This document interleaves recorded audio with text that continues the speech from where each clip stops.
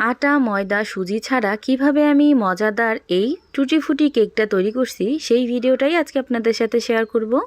এভাবে কেক তৈরি করলে ছোট থেকে বড় সবারই কিন্তু খুবই পছন্দ হবে। এখন কথা না বাড়িয়ে দেখে নেই আমি কিভাবে এই কেকটা তৈরি করলাম। এই কেকটা তৈরি করার জন্য প্রথমে এখানে রান্নার ভাতের চাল নিয়ে নিছি। এই চালটাকে আমি আধ ঘন্টা আগে ভিজিয়ে রাখছিলাম। এখন এখান থেকে 1 কাপ পরিমাণ চাল নিয়ে আমি ব্লেন্ড করে নেব। আর খুব ভালোভাবে মিহি পেস্ট করে ব্লেন্ড করে নিতে হবে অল্প করে পানি দিয়ে। আর এই তো দেখতেই পাচ্ছেন একদম মিহি পেস্ট করে আমি ব্লেন্ড করে নিছি। এখন এখানে দিয়ে দিব হাফ চামচ পরিমাণ লবণ, হাফ কাপের মতো দিয়ে দিব চিনি। চিনির পরিমাণটা আপনারা এখানে বুঝে তারপর দিয়ে দিবেন মিষ্টি কতটুকু আপনারা খেতে চাইতেছেন। এখন দিয়ে দিব এখানে 3 চামচের মতো রান্নার সাদা তেল। রুম টেম্পারেচারে থাকা একটা ডিম এখানে দিয়ে দিব। 1 চামচ দিয়ে দিব ইস্ট। এখন সব কিছু খুব ভালো করে 1 মিনিটের মতো ব্লেন্ড করে নিব। আর এই তো দেখতেই পাচ্ছেন 1 মিনিট খুব ভালোভাবে আমি ব্লেন্ড করে নিছি। এখন কিন্তু এই ব্যাটারটা একদম পারফেক্টলি রেডি কেক বানানোর জন্য। এখানে আমি একটা মোল্ড নিয়ে নিছি। এই মোল্ডে এখন তেল ব্রাশ করে নিব। এখন এখানে দিয়ে দিব আগে থেকে মিক্স করে রাখা সেই কেকের ব্যাটারটা। ব্যাটারটা কিন্তু যথেষ্ট পাতলা আছে, একদমই ঘন না। আর ব্যাটারটা দেওয়ার আগে অবশ্যই হাফ ইঞ্চি পরিমাণ জায়গা রেখে তারপর এই ব্যাটারটা দিবেন। এখন উপর দিয়ে টুটি ফুটি দিয়ে দিব।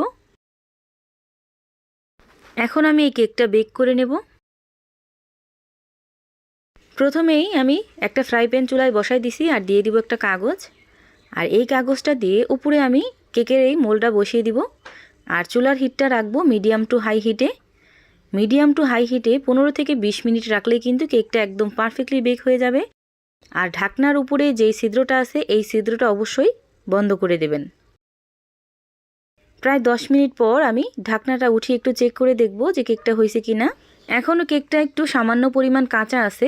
এখন আমি আবার 5 মিনিটের জন্য ঢাকনা লাগিয়ে রেখে দেব। আরও 5 মিনিট পর আমি ঢাকনাটা উঠিয়ে দেখাচ্ছি। আর এই তো দেখতেই পাচ্ছেন কেকটা কিন্তু একদম পারফেক্টলি রেডি হয়ে গেছে। এখন আমি চুলাটাকে অফ করে দেব। কেকটা যখন ঠান্ডা হয়ে যাবে ওই পর্যায়ে মোল্ড থেকে আমি চাকু দিয়ে ছাড়িয়ে নিব।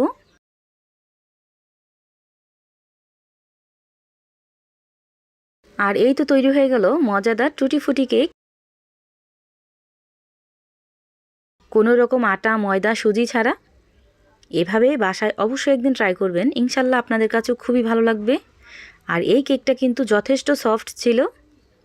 এখন আমি আপনাদেরকে একটু কেটে দেখাচ্ছি যে কতটা পারফেক্ট হয়েছে।